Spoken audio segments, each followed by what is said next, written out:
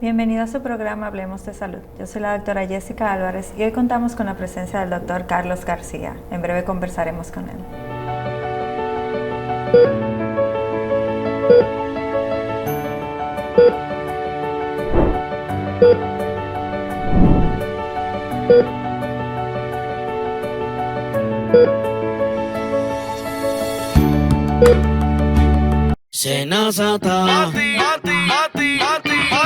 Descubre todo lo que puedes hacer con los canales alternos Senasa.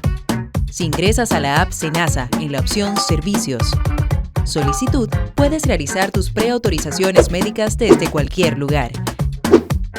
Y si necesitas verificar el estatus de tu solicitud, también lo puedes hacer desde casa, ya sea en la oficina virtual www.arssenasa.gov.do o desde la app. Senasa, nuestro compromiso.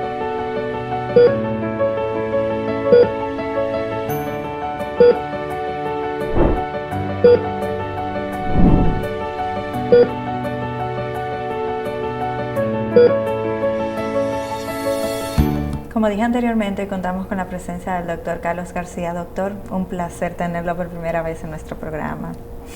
Un placer, el placer es mío. Muchas gracias por la invitación y espero poder satisfacer las curiosidades. Sí, doctor, usted sabe que cuando tenemos un doctor por primera vez siempre queremos conocer quién es la persona detrás de esa bata blanca. Y usted se ha ido por un área que es bastante importante, que es la cardiología intervencionista. Cuando decidió irse por esa área de la medicina, ¿qué fue que lo motivó? Bueno, yo hice cardiología en España en el año 87 al 90. Y bueno, eran los inicios de lo que es la cardiología intervencionista, que es resolver problemas y diagnosticar por cateterismo cardíaco. Eso es lo que se llama cardiología intervencionista.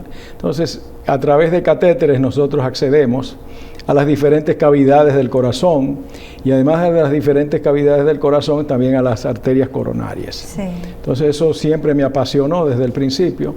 Cuando yo llegué no había ni siquiera un equipo de cateterismo, Sí. pero 3 años después sí se adquirió un equipo de cateterismo y yo volví y me fui a reentrenar por un año más.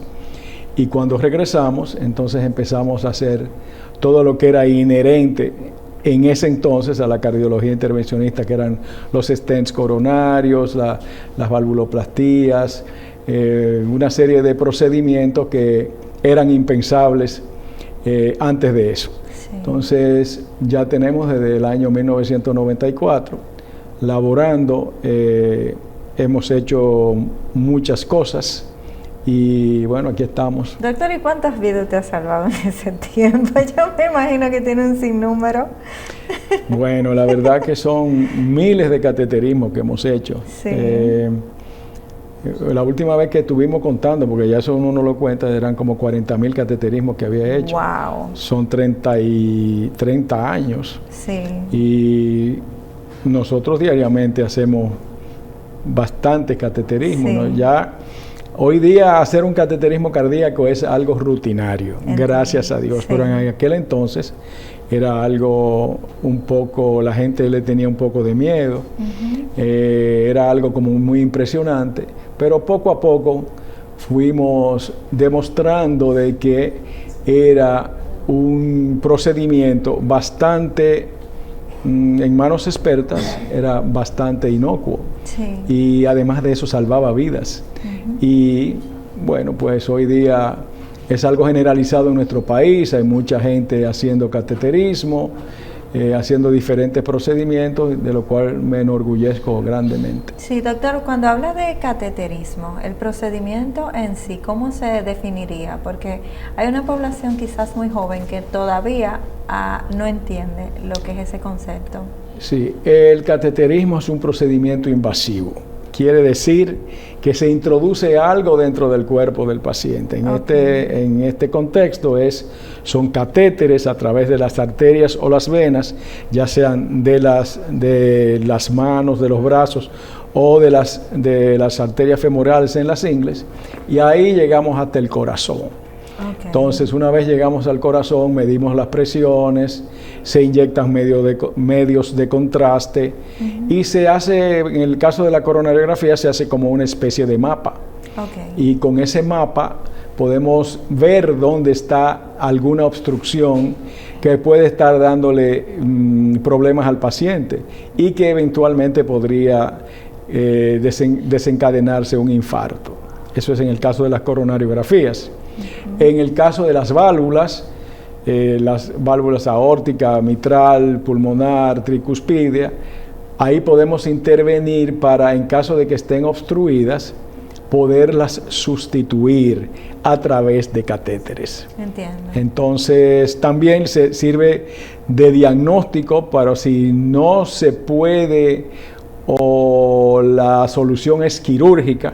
Bueno, pues los cirujanos tienen su esquema y su mapa para poder intervenir al paciente pues, a través de cirugía cardiovascular. Sí, doctor, ¿y más o menos cómo sería el procedimiento para un cateterismo? ¿Es necesario anestesia y este tipo de intervenciones? Porque la población como que entra en miedo cuando le hablan de procedimientos quirúrgicos. Generalmente hay una sedación. El paciente está consciente, nos escucha, al contrario, nosotros queremos que el paciente esté cooperando con nosotros. En casos extremos, cuando el paciente ya viene en shock cardiogénico, en una situación severa, es necesario intubar, pero son casos extremos y casos de vida o muerte. No es la generalidad. El paciente a veces sale y dice, ya me lo hicieron, porque primero, no es doloroso, como dicen, no duele, le ponemos un poco de anestesia local y el paciente se seda. Una vez está sedado, pues el paciente es bastante cooperador y lo que es el proceso de ansiedad disminuye en el paciente. Todo el mundo tiene algo de aprensión cuando uno va a hacerse un procedimiento, pero en realidad hay una sedación controlada. Y generalmente los pacientes que hay que llevarlo para la realización de cateterismo, ¿bajo qué condiciones o qué diagnósticos tienen? ¿Qué tipo de deficiencias cardíacas para llevarlo hasta este momento? Hay una gama muy amplia de pacientes, de diagnósticos, y el paciente previamente ha sido escrutinizado, ya sea para enfermedad coronaria, que son las obstrucciones coronarias, o por alguna enfermedad valvular. Anteriormente ha sido visto con una historia clínica por un médico cardiólogo o por un médico internista que se lo refiere a un cardiólogo, y ese le envía a hacer otros estudios que son coadyuvantes para llegar a la necesidad de un cateterismo cardíaco. Si el médico ve que es necesario realizar un cateterismo, entonces se le indica el cateterismo, se prepara el paciente para el procedimiento y se ejecuta. ¿Hay alguna población específica que generalmente es común que necesite cateterismo, o podemos ver que a cualquier edad una persona pudiera necesitarlo? Bueno, hay enfermedades cardíacas congénitas, por lo que hay bebés que son sometidos a cateterismo cardíaco, pero esos son los menos. Eso es excepcional. Y la enfermedad coronaria empieza a partir de los 50 años. Pero hay poblaciones, como son las poblaciones de diabéticos, los hipertensos, los pacientes fumadores, los que tienen el colesterol elevado, que comen mal, bueno, pues esos son más susceptibles de tener que hacerse un cateterismo cardíaco. Entiendo. En el caso de los valvulares, de las estenosis aórticas, que nos referiremos luego, pues ya son pacientes de más edad, 75 años o más. ¿Y qué produce que un paciente llegue justamente a ese tema que es el que vamos a caer, que es cuando hay que hacer un reemplazo de la válvula aórtica? ¿Qué lleva al paciente a necesitar este reemplazo? Más o menos, ¿cuál es esa enfermedad que va en aumento hasta llegar a esta situación, doctor? Bueno, hay dos condiciones. La válvula aórtica es una válvula que tiene el signo de Mercedes-Benz, como el signo de Mercedes-Benz. Okay. Esa es una válvula normal. Sí. Pero hay una válvula en un porcentaje no muy alto de seres humanos que no tiene el signo de Mercedes-Benz, sino es una rayita solo en el medio y se divide en dos. Eso es lo que nosotros llamamos una aorta bicúspide. Es una enfermedad que el paciente nació con ella y no se manifiesta hasta el inicio de la tercera edad, después de los 50 años, los bicúspides. Pero la misma enfermedad, la misma arterioesclerosis, que es el depósito de grasa en las arterias del cuerpo, lo que es el envejecimiento de las arterias, lleva a que haya una degeneración valvular. Y entonces el signo de Mercedes-Benz se va fusionando y se va estrechando. Y una válvula que debe medir de 3 a 4 centímetros, muchas veces estamos por debajo de un centímetro. Podemos ver válvulas de 0.5 bien estrechas. Y el problema es que no da grandes manifestaciones hasta que no hay una enfermedad severa. A veces es un hallazgo fortuito en el examen clínico. Tú le pones el estetoscopio al paciente y tiene un soplo, un señor de 70, 75 años, se le manda a hacer un eco y entonces se evidencia que puede haber una estenosis aórtica. Sí, doctor, pero a veces he visto como que a los soplos no se le da tanta importancia cuando se hacen diagnósticos cardíacos. ¿Esto depende de la sintomatología que va presentando el paciente o tal vez sí hay que prestarle mucha atención? Depende, los soplos hay toda una gran cantidad de manifestaciones, incluso hay muchísimos bebés que le dicen, tiene un soplo inocente, tienen un soplo fisiológico. Eso es un soplo que es por el paso de la sangre a través de las cavidades y no pasa nada, no es que haya un problema, una cardiopatía, sino que eso se va a quitar con el tiempo y hay condiciones que la pueden dar. Las mujeres embarazadas a veces tienen soplo, la anemia, etcétera. Y los bebecitos a veces tienen su soplo, pero eso no traduce a nada importante, ya con el tiempo se quita. Pero hay enfermedades de las diferentes válvulas que sí dan soplos. Y ahí hay la manifestación y tú mandas a hacer un ecocardiograma. El ecocardiograma es como la sonografía de los bebés, pero para el corazón. Sí. Y entonces ahí se manifiesta. Si es una enfermedad que es severa, entonces hay que intervenir, ya sea por medio quirúrgico o por medio de catéteres, que es a donde entramos nosotros. Sí.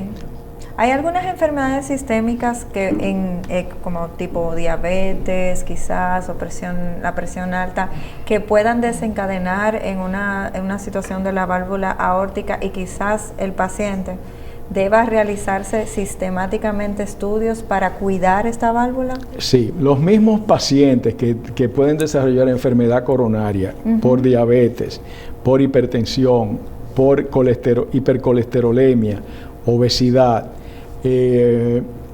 son pacientes que son más proclives a poder tener una válvula aórtica comprometida. También hay una entidad que es por infección, que es la fiebre reumática.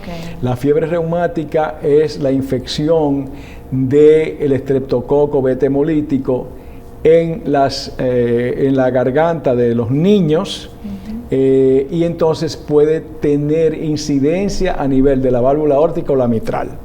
Por eso es tan importante que los niños, cuando se les diagnostica que tiene amigdalitis por estreptococo beta hemolítico, se le ponga el benzetacil, etcétera, porque si no, en la adolescencia, generalmente las mujeres degeneran las válvulas mitral y aórtica, pero esa es otra entidad. Sí. Esas no se resuelven por medio de sustitución de cateterismo. Esos niños, adolescentes o adultos jóvenes, hay que operarlos. ¿Cuáles son los pacientes entonces que tuvieran esa indicación para ese reemplazo de la aórtica, doctor? Bien, generalmente lo que ha pasado es que la población mundial ha aumentado su expectativa de vida. Okay. Al aumentar la expectativa de vida y envejecer, el real envejecimiento del ser humano no es la piel, ni que la caminata, etcétera, es cómo están sus arterias, el endurecimiento de las arterias. Entonces, a partir de los 75 años hay una incidencia mayor de un 3 a 4% de la población mundial puede tener una degeneración que tenga estenosis aórtica. No todas son severas. No todas las estenosis aórticas hay que intervenirlas, sino que se ve con el tiempo cómo va y si llega a ciertos niveles críticos de funcionamiento y anatómicos, como te dije, una válvula menor de 1 centímetro cuadrado. Sí, sí. Entonces es un paciente que hay que empezar a ver la forma de resolverle ese problema.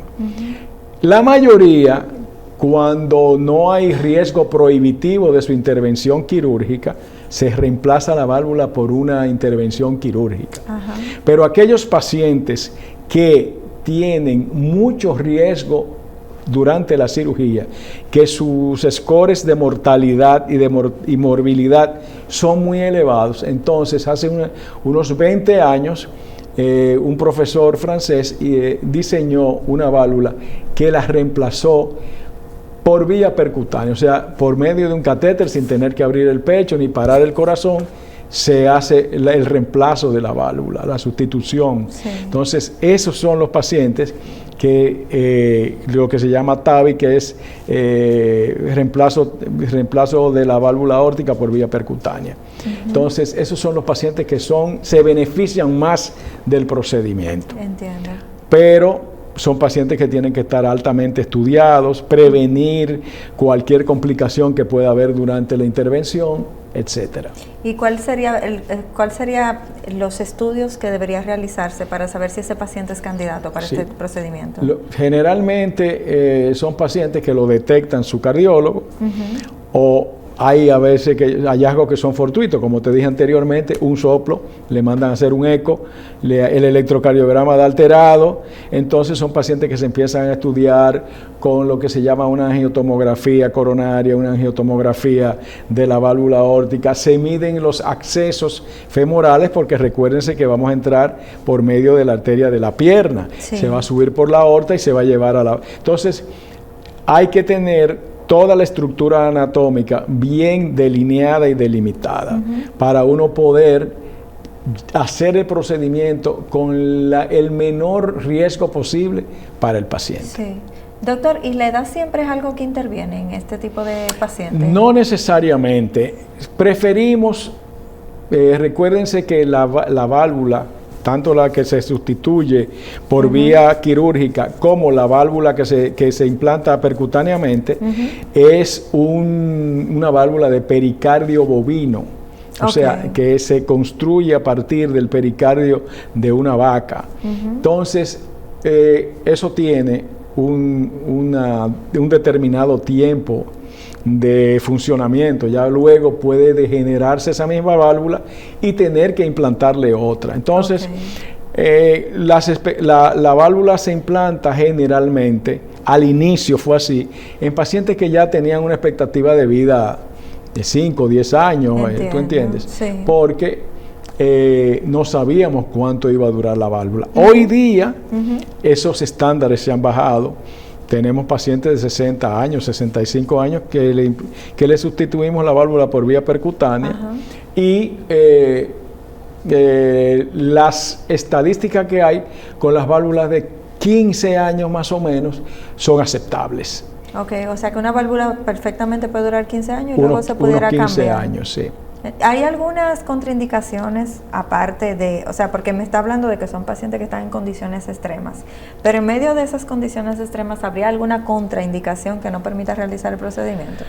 Bueno, sí, hay contraindicaciones. Si es un paciente que está con una comorbilidad importante, un paciente que está muy comprometido, que solamente con el hecho porque aquí sí hay que dar una sedación un poquito más profunda. No necesariamente hacerle anestesia total. Antes sí lo hacíamos con anestesia general, Hoy día no. Pero si es un paciente que tú lo vas a sedar, pacientes con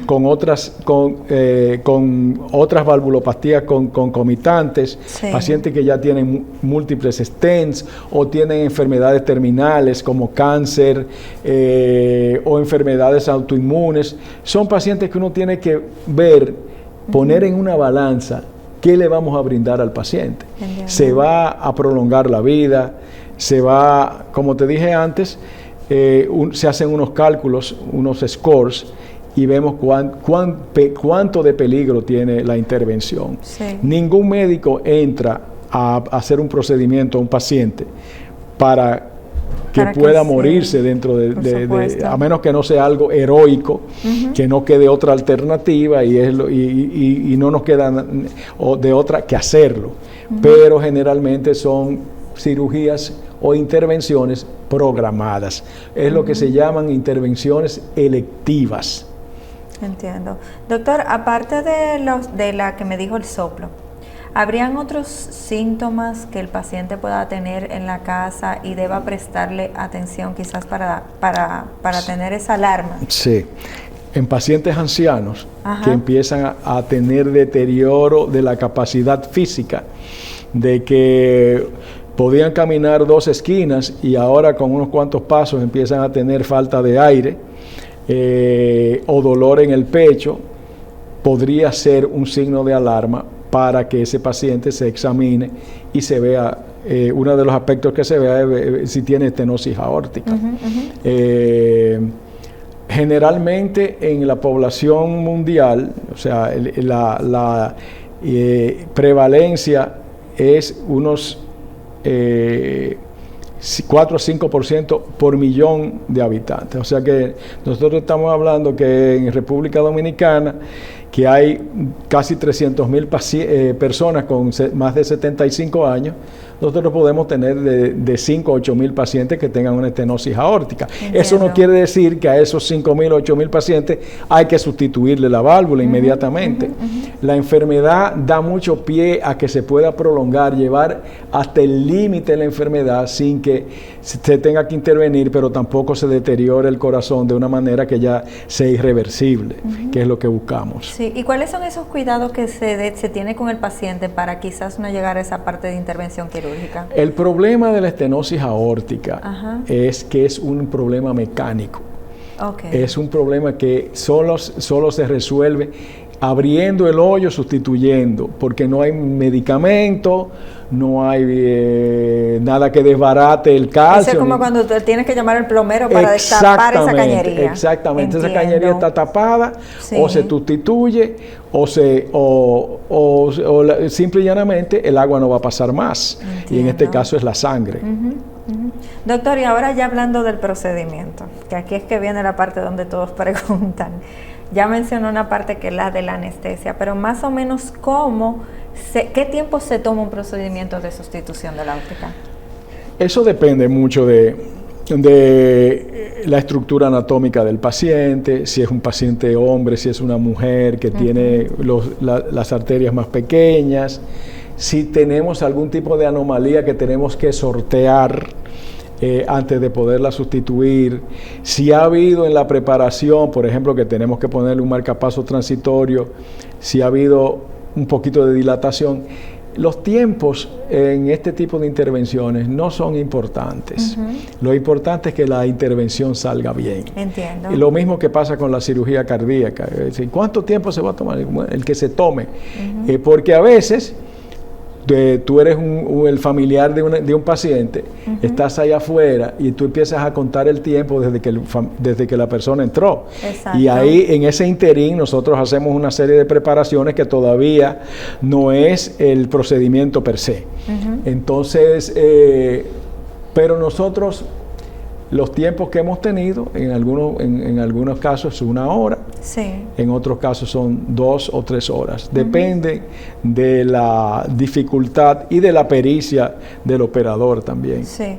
Doctor, un paciente que tenga una obstrucción de la aórtica, ¿tiene generalmente la presión elevada o la presión la puede tener en condiciones normales? Generalmente tiene la presión un poco elevada. Sí. También llega un momento en que la estenosis es tan severa que el paciente se pone hipotenso, o sea, disminuye, porque recuérdate que te dije que es un problema mecánico. Sí, sí. A veces el paciente entra en falla cardíaca, o sea, el corazón bombea, pero la cantidad de sangre que puede salir está limitada por un hoyito pequeño. Entonces el corazón se dilata o hay retorno de la sangre hacia los pulmones, el paciente se puede meter en falla cardíaca, edema de pulmón, etcétera, etcétera. Sí. O sea que es un problema de que cuando se detecta y está ya en un grado de severidad, la única alternativa que tenemos es la sustitución de la válvula, ya sea por cirugía o por catéter en este caso. Entiendo, pero también tenemos una población, doctor, y estas cosas siempre las estoy tocando, que van mucho hacia la automedicación o el uso de lo que encuentren, que les recomienden en la calle, asuntos naturales y todo esto. ¿Qué puede hacer cuando un paciente tiene una obstrucción de la aorta y decide automedicarse o ir a remedios naturales? ¿Qué le puede producir esto? Bueno, este es el paciente que se mete a hacer ese tipo de cosas, sabiéndolo, porque a veces no lo saben, Ajá. puede producirse la muerte por estar tomando cosas que no son adecuadas. Vuelvo y te digo, no hay un medicamento que sea especial para la estenosis aórtica. Tú puedes poner, si te pones un vasodilatador, puedes aumentar el gradiente entre una cavidad y otra, entre el ventrículo izquierdo y la aorta, y el paciente poderse morir por disminución del flujo sanguíneo, disminución del flujo cerebral, disminución del flujo coronario. Entonces, una vez ese paciente está diagnosticado, es un paciente que tiene que ir hacia la resolución terapéutica mecánica, en este caso la sustitución de la válvula por el medio que sea. Sí. Doctor, cuando usted está hablando de que al contrario la presión le puede bajar mucho, esto es lo que vemos muy común, que se dice, a él le dio a esa persona un bajón de presión que quedó ahí mismo. No es por eso. Hay muchas causas por las que baja la presión, sobre todo falla cardíaca, lo que se llama hipotensión, no necesariamente es por eso. Puede ser también por un infarto, puede ser por una cavidad dilatada que no tiene nada que ver con la aorta, pero la aorta también lo puede ocasionar. Sí. Y luego de que se realiza el procedimiento quirúrgico, ¿cuáles son los cuidados que se supone debe tener ese paciente y cuántos serían los tiempos que duraría tal vez interno en observación? Una de las cosas positivas de la sustitución por catéter es que el paciente dura 2 o 3 días nada más ingresado en el hospital y aproximadamente en una semana está haciendo su vida totalmente normal. En el caso de la cirugía, de la sustitución por abrirle el pecho y detenerle el corazón, los pacientes duran aproximadamente 7 a 10 días en el hospital y su recuperación es mucho más lenta y tediosa, porque al separarte el esternón, los músculos, el haber tenido el corazón detenido, la recuperación es mucho más difícil. Por eso hay los pacientes de más de 75, 80 años que tienen comorbilidades, su pronóstico es peor con la cirugía. De aquí que se haya desarrollado la sustitución por la TAVI, por el catéter de la válvula. Sí, ahorita me mencionó incluso la palabra infección, que me dijo que evitando también que hayan procedimientos infecciosos en la parte quirúrgica. Me dijo. Bueno. Sí. Pero le iba a preguntar justo si hay pacientes quizás que tienen una proliferación, o sea, son más susceptibles a sufrir de infecciones porque tengan algún cuadro de alguna enfermedad que se lo pueda producir y por eso se tenga que cuidar más. Bueno, lo que te referí fue la fiebre reumática, que es el estreptococo, pero también hay una entidad que es la endocarditis infecciosa, que puede ser el depósito de una bacteria que venga a través, por ejemplo, de la vía oral, trabajos de odontológicos que desprenden, hay una cantidad de bacterias en la cavidad oral y sobre todo en la gingiva, que cuando te hacen trabajos pueden, sobre todo en las válvulas que son bicúspides o que no son normales, puede depositarse en esa válvula e írsela comiendo. Eso es otra cosa. Eso hay que hacer una sustitución quirúrgica de la válvula, porque si tú le pones una válvula TAVI y no has quitado el foco infeccioso, esa válvula también se va a infectar. Entiendo. Entonces, eso es lo que pasa con las endocarditis. Sí, doctor, lastimosamente debemos irnos a la pausa, pero justo le quería dejar en esta pregunta, aparte del diagnóstico que tienen que realizar con respecto a hacerse los estudios cardiológicos, ¿hay otro tipo de estudios que el paciente debería realizarse y tratamientos previos para no tener situaciones durante el procedimiento quirúrgico? En breve regresamos con su programa Hablemos de Salud.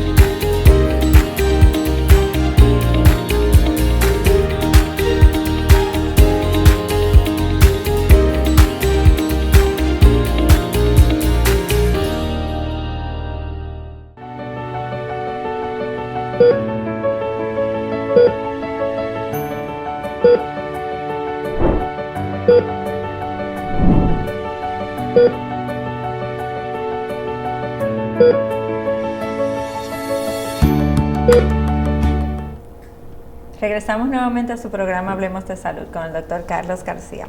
Doctor, estábamos hablando de la parte de la endocarditis y justo eso me dio una alertita. Quizás para estos procedimientos de la aorta, aparte de que tenga que hacerse todos los diagnósticos cardiológicos que lo llevan a la cirugía, ¿hay otras áreas por los que el paciente debería pasar para una previa prevención del procedimiento? Bueno, el paciente por supuesto, tiene que ir con la suficiente cantidad de sangre en el sistema que no esté anémico, porque recuerda que es un procedimiento electivo. Tú tienes que llevar al paciente en óptimas condiciones. Sí. Si es un paciente diabético, tiene que estar controlada su glicemia.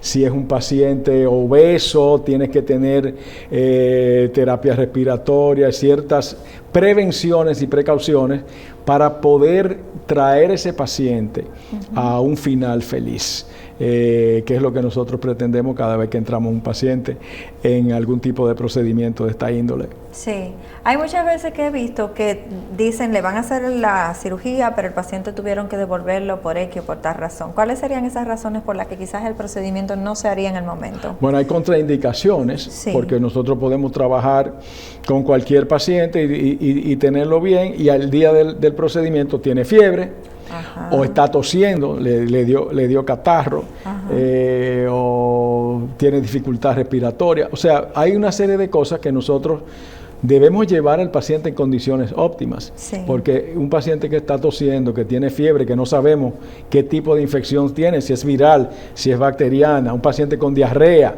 un paciente con una infección urinaria, nosotros no debemos entrarlo a el procedimiento, a ningún procedimiento en realidad, a menos que sea un procedimiento de emergencia, Sí. de vida o muerte, porque los pacientes en procedimientos electivos deben ir en las mejores condiciones posibles. Sí, doctor, ¿y cuando un paciente le llega así con una cirugía de emergencia que tiene que llevarlo derechito ya a la sala? Bueno, las rupturas aórticas de la arteria de la aorta, los infartos es lo que más frecuentemente nosotros hacemos. Los pacientes que vienen con infarto, que eso es otra cosa, tenemos que abrirle la arteria coronaria que está tapada para restablecer el flujo de sangre, para que el miocardio se oxigene de nuevo. Ese es un paciente que lo tenemos que entrar, esté como esté. Sí, entiendo. Y el destaparle la arteria le salva la vida. Hay veces que llegan demasiado tarde y no es posible. Sí. Pero son generalmente esos pacientes que nosotros tenemos que entrar de emergencia. Sí, doctor, yo estoy viendo, últimamente se están escuchando muchos casos de personas muy jóvenes que están sufriendo situaciones cardíacas. ¿Esta población también puede tener problemas con las válvulas aórticas? ¿Pueden estar reflejándola a destiempo? Son los menos. Más manifestaciones coronarias hay, porque también se le quiere atribuir a muchísimas cosas, pero la juventud está fumando juca, está vapeando, vida sedentaria, comiendo lo que sea en la calle, no hace ejercicio. Este es un país con una incidencia de diabetes de un 12% y un 40% de hipertensión arterial. Entonces, todo el mundo trata de achacárselo a otro motivo, no a su descuido o a la herencia que tiene. Si usted viene de una familia donde ha habido varios infartos en la juventud, usted debe tener un escrutinio desde antes de lo que se pide para determinar si usted tiene cardiopatía isquémica o no. Sí. Doctor, una persona que haya nacido con una situación congénita de la aorta, ¿cómo debería cuidarse durante toda su vida para evitar llegar a tener que tener un reemplazo a destiempo? Sí, es un paciente que cuando llega a cierto tamaño de la aorta, nosotros le hacemos un ecocardiograma cada 6 meses. Es un paciente que debe, y generalmente por la misma persona, para que pueda ir viendo los cambios que nos dan la nota de alarma de que ya llegamos al momento en que todavía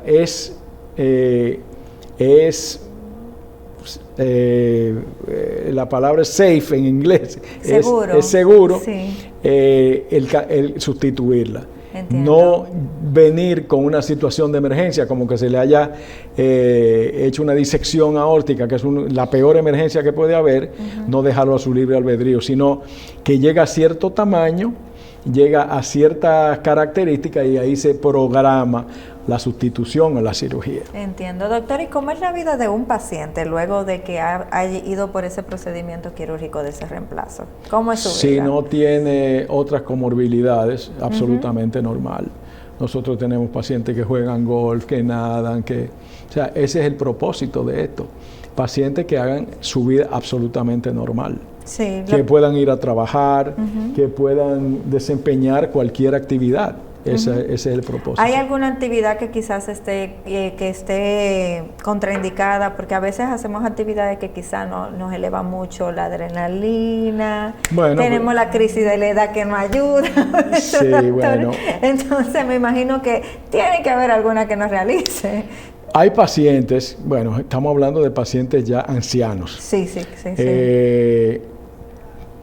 No va a correr un maratón, aunque sí hay algunos que hacen ejercicio intenso y nosotros no lo paramos de que vaya a su gimnasio. Claro. De hecho, hay lo que se llama rehabilitación cardíaca. Luego de cada intervención, nosotros mandamos a los pacientes, generalmente en Sedimat, en el 6º piso, hay el departamento de rehabilitación cardíaca, donde durante unas semanas se les induce a un ejercicio controlado y se le da ese esquema de ejercicio para que lo sigan. Y son los pacientes que mejor evolucionan. Pero en realidad no hay ninguna contraindicación de actividad física o que no haya ningún tipo de exceso. Sí. Y en cuanto a los hábitos, porque también usted sabe que así como hay un grupito de personas de mayores de edad que siempre han fumado, no solamente cigarrillos, hay una cultura de tabaco, de envolverlo. Todas estas situaciones o malos hábitos tienen que dejarse, tienen que abandonarse. ¿Cómo te manejas eso? Mire, yo como cardiólogo, sí. Que ya tengo 30 y pico de años en esto, si yo debería darle un consejo, uno solo, a los seres humanos de esta isla y del planeta, es que no fumen. El tabaquismo es el peor vicio que puede tener una persona, inherente a el corazón y a los pulmones, porque dan cáncer, o hacen lo que se llama enfermedad bronquial obstructiva. Entonces, lo primero es dejar de fumar. Ese es la primera advertencia que yo le hago a un paciente. Ya luego mantener el peso, tener una vida activa, comer adecuadamente, porque si usted se levanta aquí por la mañana y ve las esquinas de nuestro país, usted lo que ve son gente comiendo fritura, empanada en un anafe de una señora que no se sabe qué aceite tiene ahí. Todo eso es incidencia sobre, o si no, jugando dominó y se tiran 15 cervezas y se comen el salami. Entonces, todo eso es algo que hay que controlar. Sí, doctor, y no solamente le iba a preguntar del cigarrillo, también tenemos una población que consume mucho alcohol. ¿El alcohol también le hace daño a estas condiciones? Bueno, el alcohol es dañino.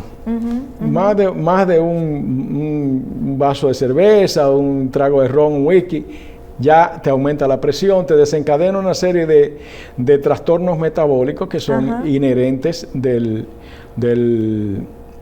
inherentes con el problema cardiovascular. Entonces, pero no tiene tanta incidencia sobre el problema aórtico.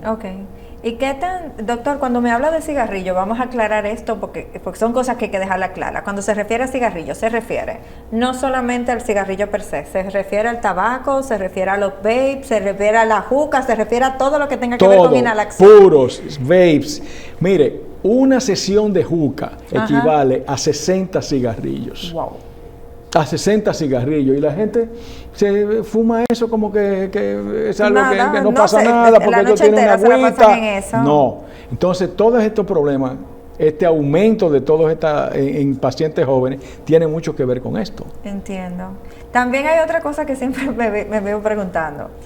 ¿Qué tan cierto es que el vino ayuda al corazón?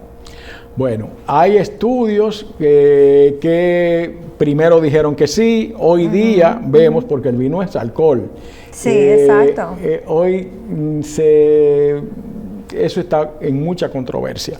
Que el vino tinto, que hace bien para el corazón, a lo mejor un poquito, pero no las cantidades que nosotros se nos ha recomendado. ¿Y el café, doctor? No, el café, si no hay ningún estudio que diga que es malo.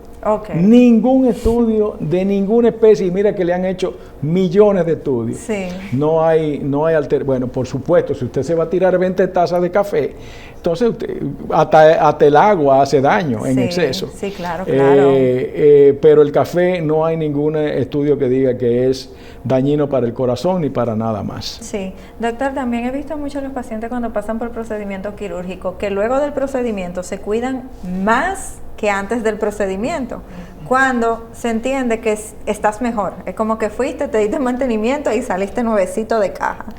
Esta parte tiene que ver ya con una condición personal de cómo los pacientes manejan las situaciones, realmente tienen que cuidarse más que antes de pasar por el procedimiento. No, generalmente, usted sabe, le voy a contestar con un refrán dominicano. El dominicano pone candado cuando le roban. Exacto. Entonces, claro que nos tenemos que cuidar. El paciente que ve en buena condición física es un paciente que probablemente salga mejor de cualquier procedimiento o de cualquier emergencia que un paciente que esté en condición de deterioro. No es lo mismo hacer una mujer obesa que una mujer en buena forma física o un hombre.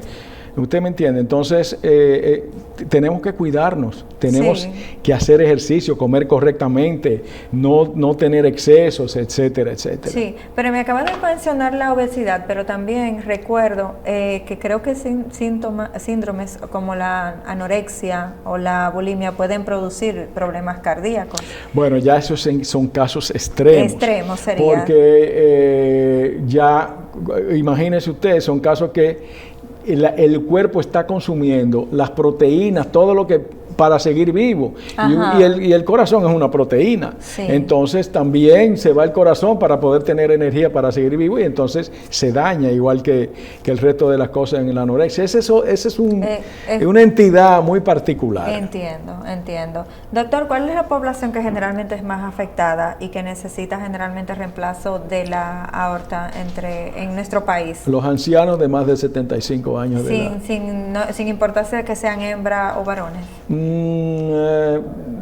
Es más o menos parecida. Generalmente las mujeres están ligeramente un poquito más proclives a tener el problema aórtico, pero es más o menos igual. Y luego de este procedimiento, yo sé que esta pregunta se la tienen que hacer mucho, ¿cuál es el tiempo de calidad de vida que tiene un paciente después de esto? Si no hay otra enfermedad concomitante, 10, 15 años, como le dije, lo que dure la válvula. Sí. Si no se añade otra cosa, porque estamos hablando de pacientes de 75 años, puede venir un derrame cerebral, un cáncer, una enfermedad renal, cualquier cosa que le pueda pasar a un paciente. Doctor, ¿y no le ha pasado que ese paciente que usted creyó que a lo mejor no iba a durar esos 15 años, después viene a los 15 años y está vivito y coleando? Eso es lo que está pasando. Y entonces necesita reemplazo a esa edad. Hemos tenido que reemplazar sobre reemplazo. Entiendo. Es lo que se llama valve in valve. Ya una válvula que se había arreglado se degeneró y tenemos que implantarle otra. ¿Y cuál es el procedimiento para estos casos? Igualito. Lo mismo, con ciertas precauciones y un poquito más de problemas de que se pueden desencadenar, pero es lo mismo. Y la calidad de vida también de ese paciente si va bien, el paciente sale bien. Doctor, siempre también preguntamos, no solamente ejercicios, también está la parte de alimentación. ¿Cómo es la alimentación para un paciente luego de un procedimiento de la sustitución? La alimentación debe ser, como debe ser la alimentación para todo el mundo. Debe ser una alimentación baja en grasas, baja en sal, rica en proteínas y con carbohidratos que sean carbohidratos de cadena compleja.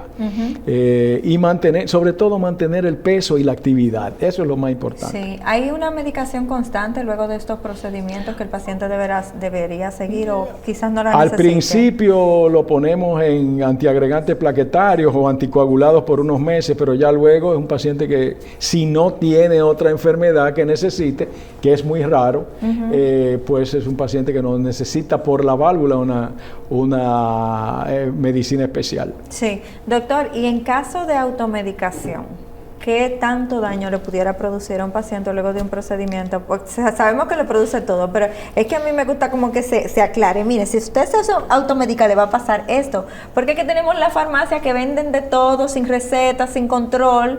Me van a acribillar ahora mismo, pero es una situación a la que realmente entiendo que hay que poner mucho peso. Mire, yo hago una aclaración. Este es el único país donde las medicinas de potenciación sexual la venden en un colmado y se la mandan con una cerveza y entonces imagínense lo que nosotros vivimos hablando de eso. Ese tipo de medicamentos son medicamentos y aquí se utilizan como si fuera un juego. Imagínense antibióticos que les receta el farmacéutico o la vecina, o antiinflamatorios. Hay toda una gama de medicaciones que se venden en este país como si fuera que tú estuvieras comprando azúcar.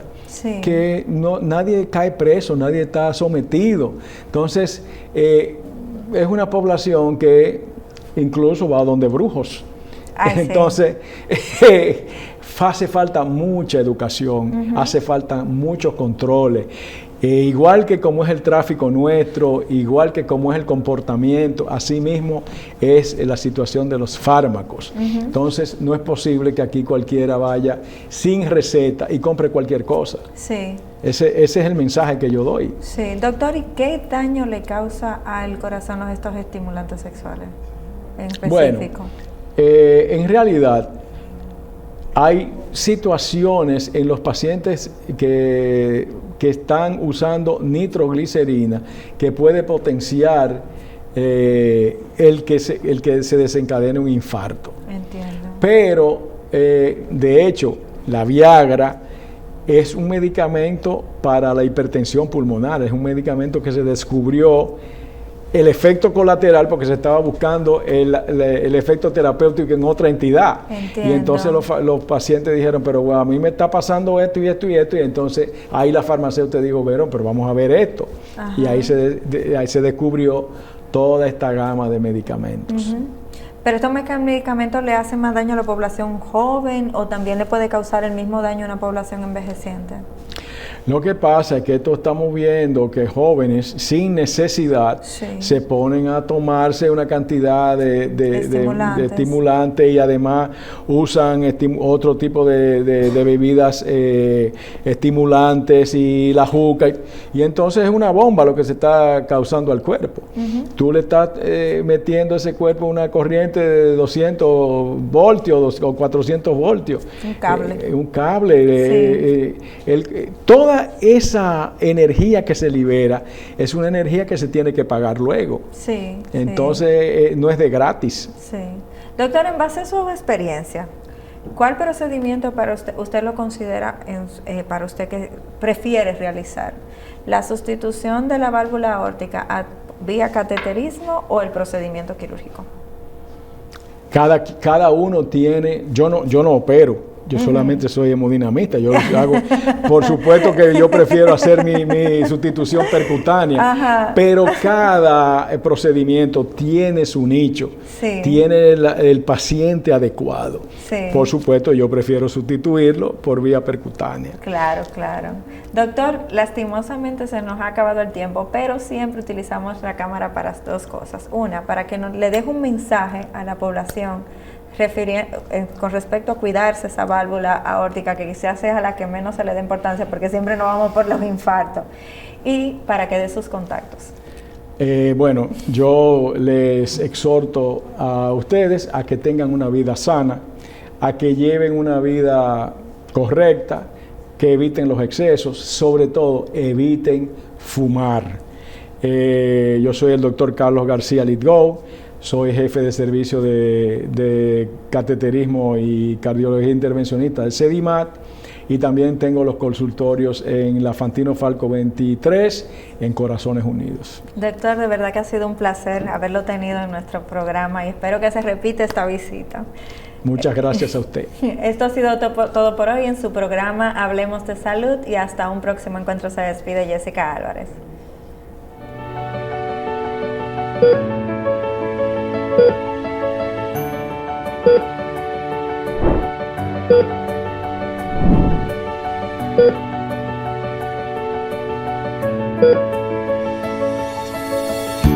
Thank you.